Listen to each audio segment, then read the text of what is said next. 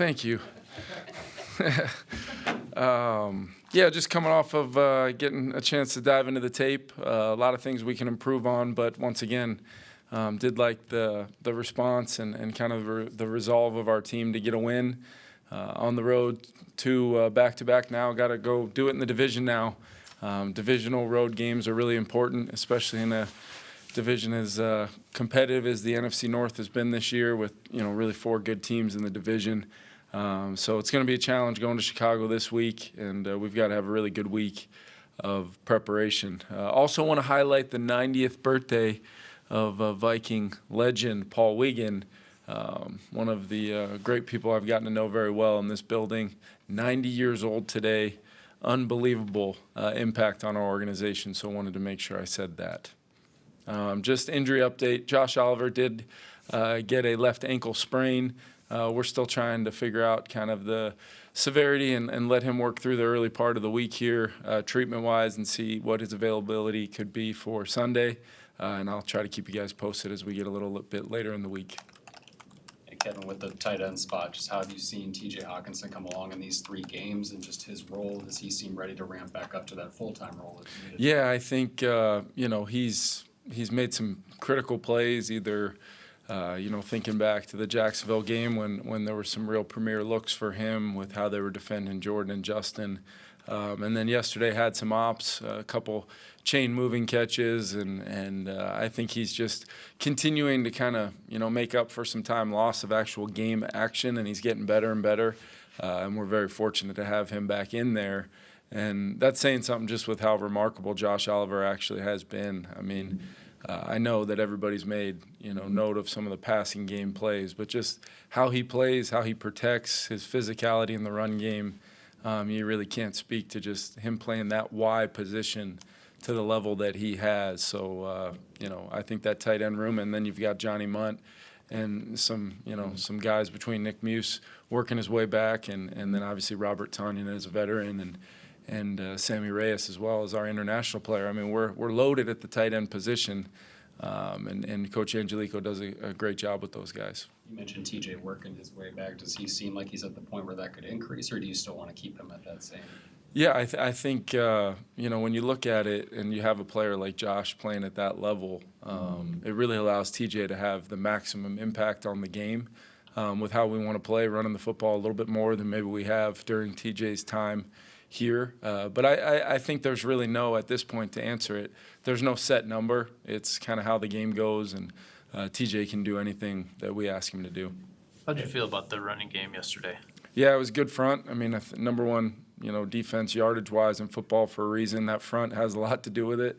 I was reminded of that just post-game, talking to Jeffrey Simmons and Sweat, just you realize how massive those guys are. And Simmons is one of the best in all of football. He really is, and it showed up yesterday. We had our work cut out for us going into that game. There's always some things you can do better from a technique, fundamentals, play style standpoint, and just the small little things that can turn a 3, 4, 5 yard run into a 15, 20-yard run. And we were close on some of those, but I do think we've got to continue.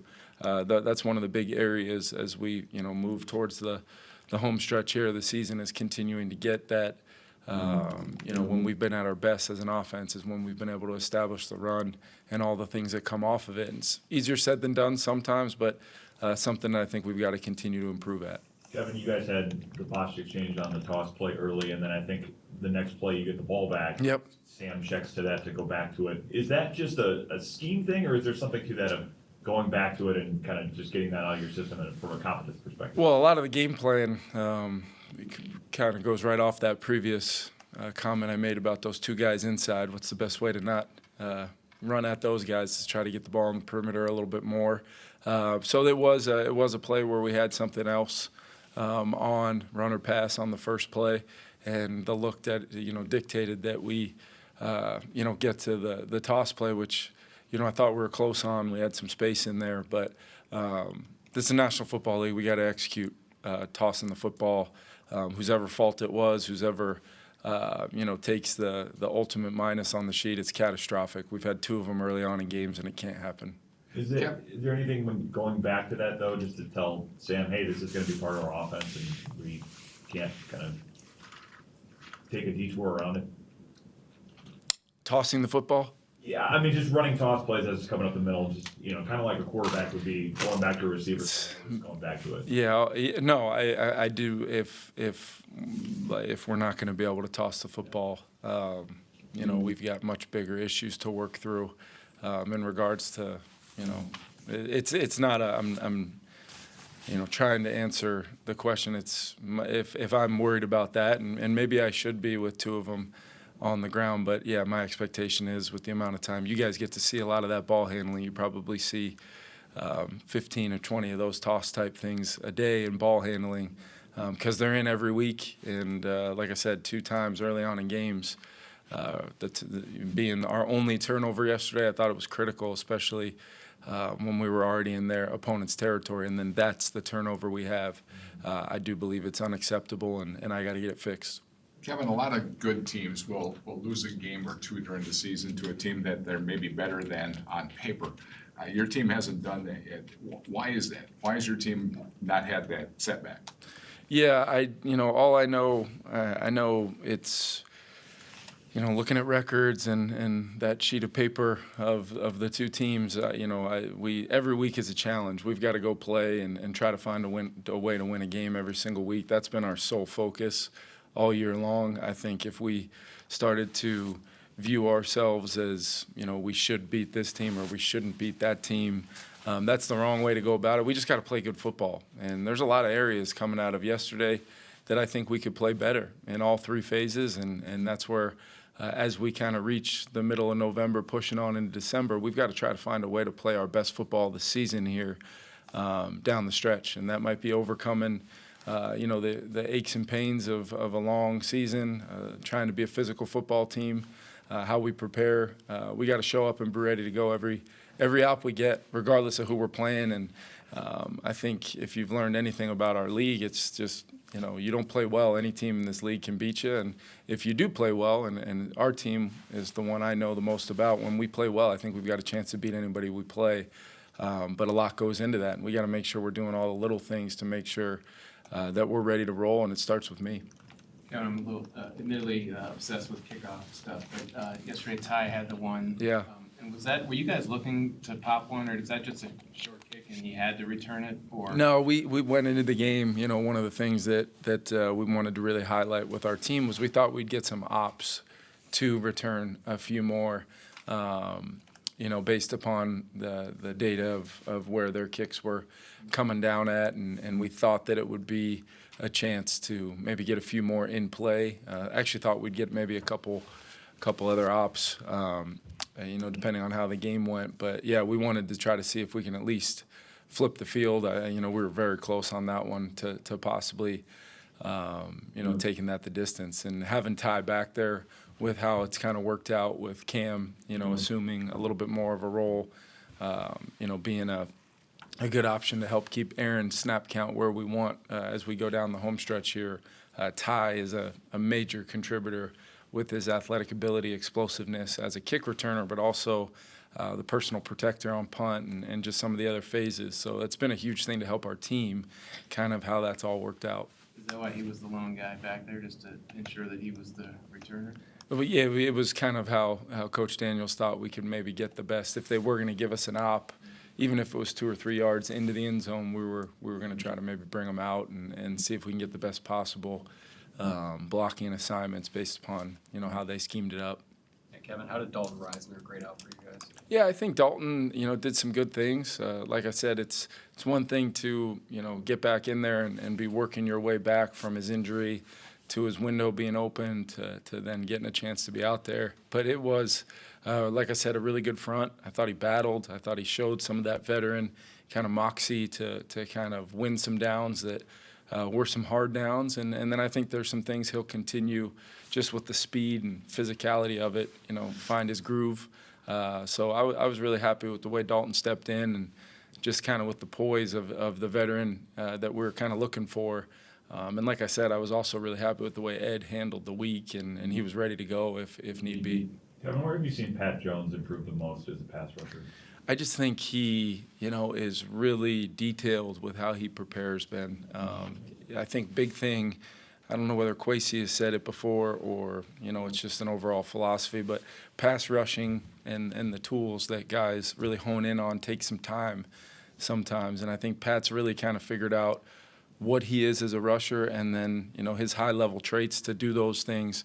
And then what are the change-ups off of those, understanding that I am in a front with Jonathan Grenard and Van Ginkel, and maybe it's a pressure we're bringing Cash or IP, and where he studies a lot. He knows where the weakness in protection is. He knows how he's going to be blocked, and then he attacks it. And that's the one word that comes to mind when I think of Pat, whether he's setting the edge in the run game or pressuring the quarterback. It just feels like he's at his best when he's in that attack mode, and he's done a great job of that. Clearly this year he's been huge for us.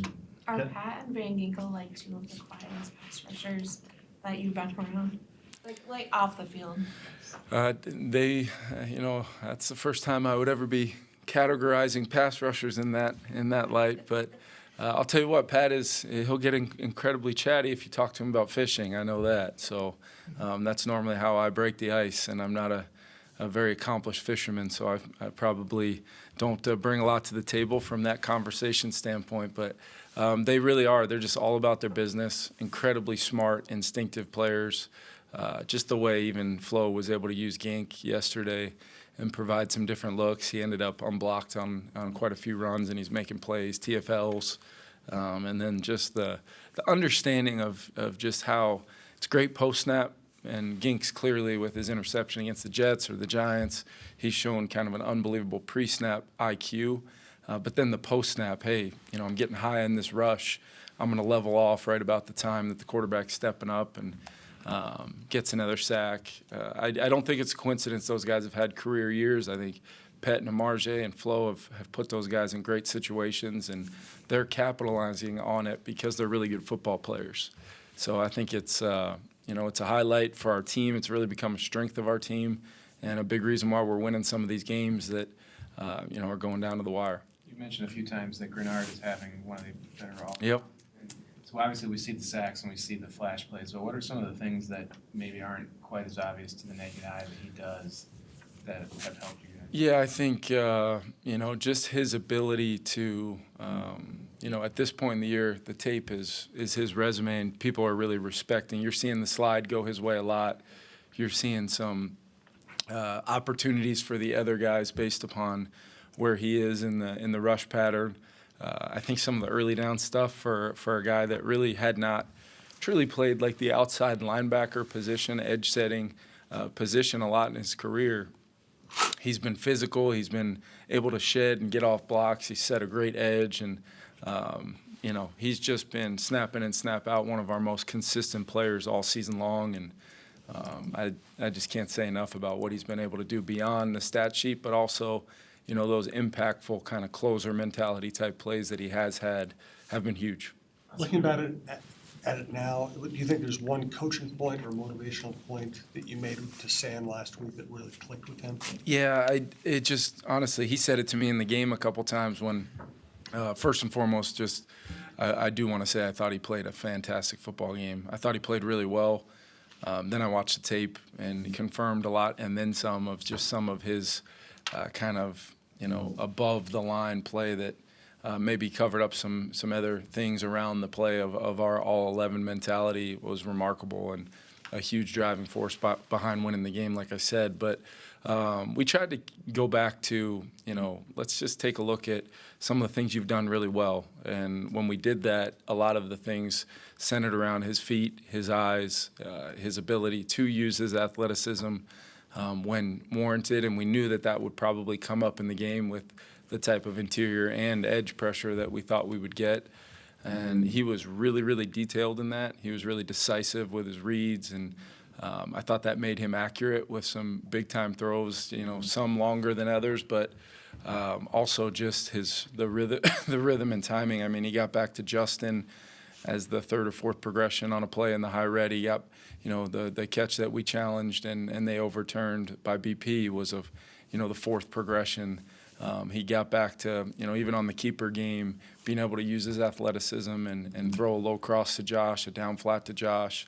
Those are all just high level quarterback play by him, and I think he's, it was a really good foundational kind of growth week, because I think we went back to, a lot of those, really highlighting a lot of those things throughout the week and kind of putting it on Sam to get to that standard every single snap of doing his job.